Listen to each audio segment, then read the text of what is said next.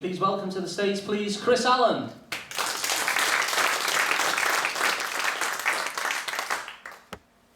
who feels depressed? Put your hands up when you think about the state of the world. Yeah? Okay, I'm here to cheer you up. Because standing at this point at which we do in history, it does feel that history is being written by the 1%, doesn't it? It feels like their values, the values of materialism, the values of greed, the kind of engine that's kind of driving force the unfolding of history. That's what it feels like.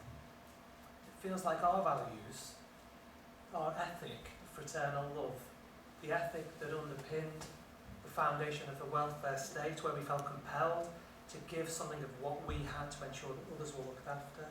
It feels like sometimes that ethic belongs to a bygone age, a golden age that no longer exists. It almost feels like that their values of greed and materialism have kicked our values and our ethics off the stage of history, confine them to a footnote of history, to an irrelevance.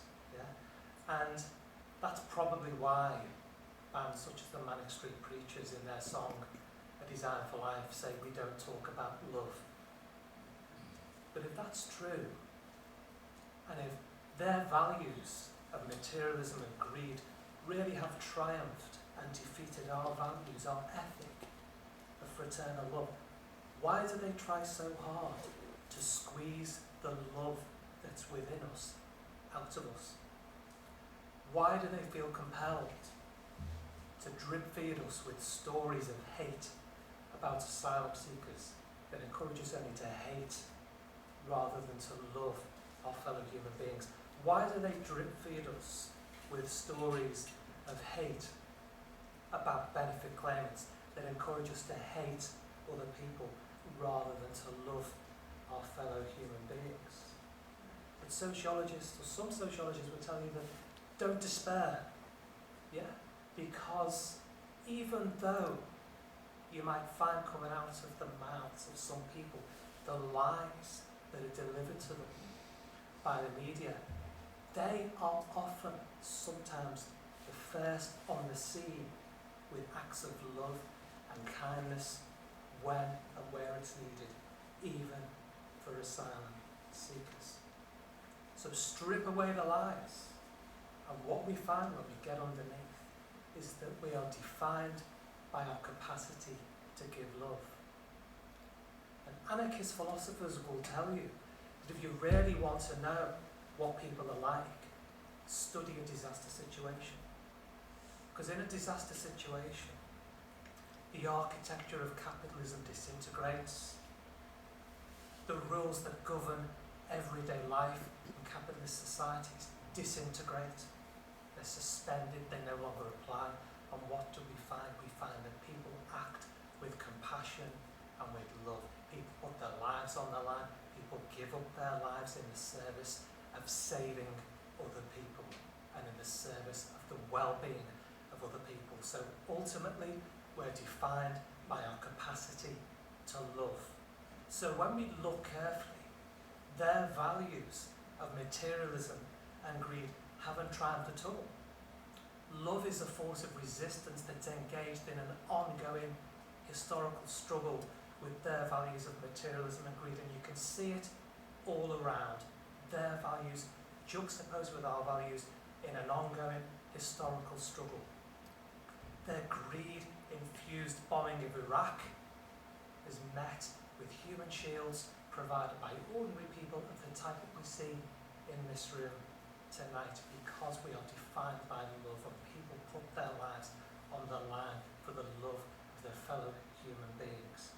Their greed-driven destruction of our welfare state is met by acts of generosity on our side.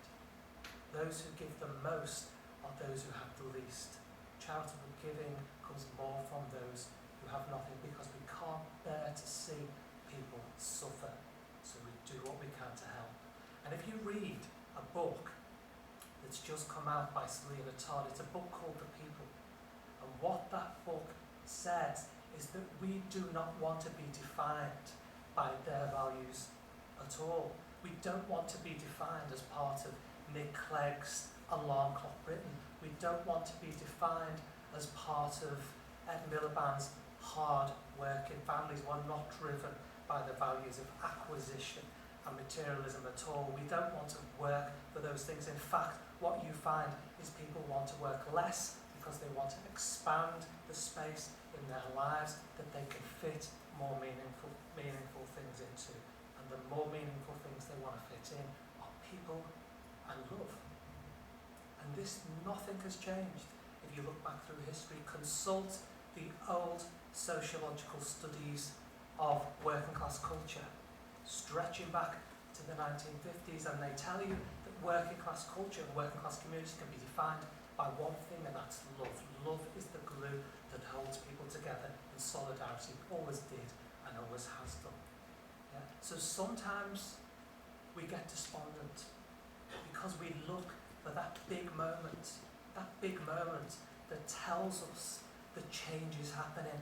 But change does not always come in big moments. Change happens sometimes subtly, and it happens beneath the surface of history. So strip away the architecture of capitalism, strip away the lies, and what you find is the subterranean force of love that's ever present and as powerful as it ever was. And as the anarchist Dorothy Day said, don't underestimate love, because love is a revolutionary force that has transformative possibilities. So there's hope. Please cheer up.